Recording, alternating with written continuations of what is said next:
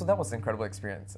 Being able to walk through the whole Hush experience, try the tea, read through the messages, kind of learn sign.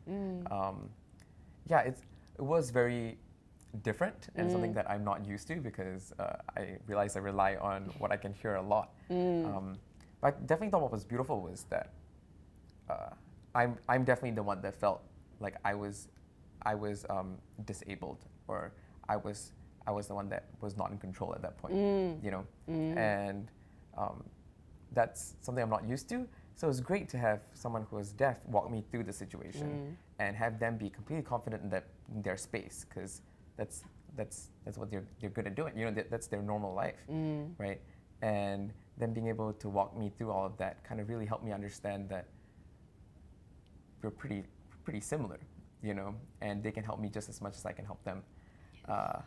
So Well done. yeah, that was incredible. That's great. I'm so glad you enjoyed that. Yeah, I think what Hush does with empowering the deaf community is something that needs to be talked about more, because I think that's a way that social enterprises can truly empower any kind of community, is to have them serve in a way that they are comfortable with, you know. And I think Hush does that very well. Thank you. But a little bit more about your journey. I'm sure Hush is an amalgamation of everything that you've experienced so far, you know. But what's one of the biggest events maybe that led you to this point? Okay. Can I also at this point just take a pause and Sure. and ask if we can include that actually Hush is not only just about the deaf. Okay. Yeah. Okay. Because as much as it's a dual mission social enterprise, you know, on the one hand, silence and self-care. On the other hand, social inclusion. The deaf is who everyone sees because they are leading the experience. Right? Right. They're frontliners. Right. Supporting the deaf at the back are the quiet heroes, are also part of the Hush team, and they are the persons with mental health issues. Right. Right? So the entire Hush team is completely made up of, on the one hand, deaf, on the other, persons with mental health issues. Yeah. And in that, I know for a fact that we're the only social enterprise in Singapore whose entire team is made up of differently abled people. Oh, see, what was your turning point or your eureka moment when, that got you here? Yeah, no, definitely. This would have now been about 11, 12 years ago. I tend to call this my colossal collapse because I just cannot imagine it being anything less than colossal, because Right. the collapse was at every level of my life. So literally I was, and why it's colossal, I was, you know, I was nursing a broken heart, like a Right. super broken heart. Never thought my heart could be broken in so many million pieces. A broken business, which I guess had to deal a lot with the identity, right, that I had up to that point. And suddenly a broken bank account. Right. You know, so how did silence help me? Silence was the reason that I got out of that. And I remember very vividly one evening, you know, lying on the floor of my very barren flat because I could only afford a fridge and a nondescript queen-size bed on installment with Gain City, no less. Feeling completely broken in the lowest, deepest, darkest place you can think Right. of. Or I could even imagine, I never have imagined myself being in. And actually, you know, really by the window of my 18th floor flat, thinking, okay, this is it. This is the end of the road. But then it was complete silence, right? There was no one around. It was, you know, it was nighttime. That silence transformed me. That silence turned me. Of course, initially the silence was very scary, Right. because all the thoughts came in, like what you said, silence can be a bit nerve-wracking. Yeah. For me, it was all the thoughts of what I've lost, what I'm no longer. But because I was there in silence for long enough a time, and in fact, I think it was 4 hours that I was in silence on my own, it turned though. Yeah. The silence turned me from focusing on what I've lost to what I still have, because there was a voice that came to say, but what do you still have? So it's like focusing on your abilities and not so much on your shortcomings, right? Or what you have instead of Yeah, what you don't have. Right. And of course I have a lot of things which I never paid attention to, or I didn't think it mattered much. Like I clearly still have my, very loving, supportive family. Right. Right. Good friends. Of course, lost some friends who obviously were friends with me because I was a CEO. But never mind. Good friends, right? Good friends still around. But more importantly, I still have my skills. I still have my integrity. I still have my values and all that stuff that we never really think truly define us, actually, at the end of the day. And I was very lucky to have everything that we tend to define ourselves stripped away. Not by choice, clearly, but strip away nonetheless, right? Strip away nonetheless, for me to truly then face up to who I truly am. And thank goodness I wasn't so difficult to like.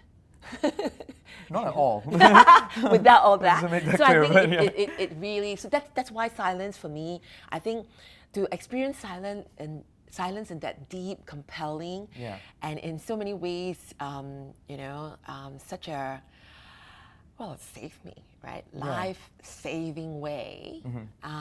It then later, of course, healed me and then expanded me and all that. I felt very compelled to share this experience of really connecting with silence that then brings you to the truest, most authentic part of you that can never be taken away from you, actually. Right.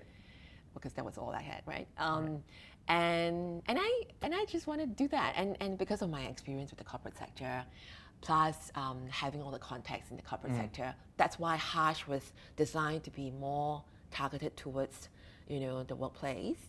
When I first thought of it, to be really honest, it was really to have like kind of a tea bar, cafe kind of place. That's why the name is still called Hush TeaBar. But then I got humbled down and said, well, you have absolutely zero experience in F&B. But you have a lot of experience in business to business, dealings, interactions, and deep understanding of the workplace. So let's start there. And that's that. But really, a shorter way to answer your question is that silence saved me, and I feel that it's not for me to hoard. That's incredible. And yeah, I'm sure you're very grateful, even for the things that you've suffered, because it's got you to where you are today. Yes. Your website has a caterpillar turning into a butterfly, and like a transformative, imagery, which seems like what you've gone through. Definitely. So, as compared to how you defined yourself previously, how would you define yourself today? Actually, that's an easy one because I've always been asked. So, two ways. When someone said, "Who are you?" Or "Who am I?" I would always say, "I am grateful." So I don't say I am a. I mean, people give me labels like, social entrepreneur or impact investor or life coach and all that. And I use that, of course. But if you ask me to really connect with who I am grateful. So that's one part of it, which really deals with, the place I'm sitting here right now. The other way I would see myself, and I'm a little bit of a, not a little bit, I'm a deep believer that we're actually multidimensional in our human potential. Right. And so very often, the label of multi-hyphenate is given to me. But and people would say, yeah, you do all this, and all that. What's your full-time job? Right. It's, in Singapore, it's very typical, right? They see what I do and they said, okay, that's good. So you part-time this, you part-time that, you part-time this. What's your full-time job? What do you fill in the blanks with, right? So I always say I'm a full-time human, actually.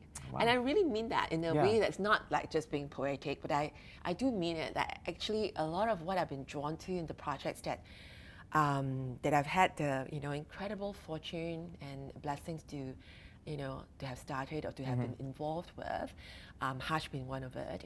It's really because of all that pain and challenges that I've gone through have really allowed me to go deep into my humanity. Which I think, bringing it back to that experience is what really you do, is when you take away our ability to hear, you kind of just put us in the same field and you just kind of make us the same community, you're the same kind of people. No, I totally understand that. That's incredible. Yay. And I'm sure everyone else who participates in this, who in whatever workplace they're in, will come out feeling the same way. So yeah, it's an incredible thing that you guys do. Thank you. Thank you. We're very fortunate and very grateful to be given the opportunity to be able to do this. I really don't think that, it is an idea that was actually looking for a team to make it come alive. We are just fortunate to be that team to be able to bring this. But I think it's the right time and the right place, right moment in the history of, where we are, that we need to have something like this where we slow us down, connect, with ourselves. Nothing we do is, there's no nanotechnology breakthrough.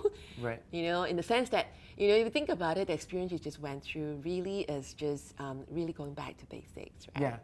Yeah, because technically all we did was learn a few phrases and drink some tea, but there was a lot more to it than just that, I love the way you sort of put it like yeah, but that's great. I'm glad is that you could take something so simple and make it change someone so drastically. I think that is beautiful. Thank you. And that's really very humbling and incredibly heartening to hear, because I think that's what the team is hoping to do. That we're not out there trying to make things complex and complicated, or even try to create something out of nothing. It's actually to just say that we all have this already.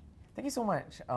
Before we let you go, because we are about social innovation, and we do have a lot of entrepreneurs that watch us. So if there's anything that you have to say for a young entrepreneur, what would you tell them if it was one piece of advice? Someone who wants to go out and make a change in society, what would you tell them? Well, first of all, I would say just do it. Right. Because the world is always going to be much better if you have made that effort, and you are the change that you want to see in the world. And that change doesn't necessarily mean that you have changed yourself, but if you have an idea that you think can make a difference to the world around you, and it can even just be your blog. Right. We're not talking about necessarily, just saving the world, for that matter. Then I would say do it, because it's as much of you making a difference to the world as it is, that you're making for yourself, if not more. Right. Right? I feel that by taking that step forward in being a social entrepreneur, or being a grown-up, initiative founder, not all of us needs to be, okay, then that depends on how you define social entrepreneur. But Right. I think we all can do something, Yeah. no matter how small. And I definitely would say, go do it. There's never been a better time. Another is just bring all of yourself into this. Right. It can be a business. It should be sustainable, right? Whether it's a non-profit or not-for-profit or community project, or actually a impact business like Hush is. Still, just bring all of yourself into it. Thank you so much for joining Thank us. you. It's been a pleasure. Thank you for to have you having here. Hush and me actually on the program. The pleasure's all ours. But this is another episode of Social Conversations, and I am Santosh Watson, your host. And with me is Anthea Ong, the CEO and founder of Hush TeaBar, the first silent tea bar in Singapore. Thank you so much.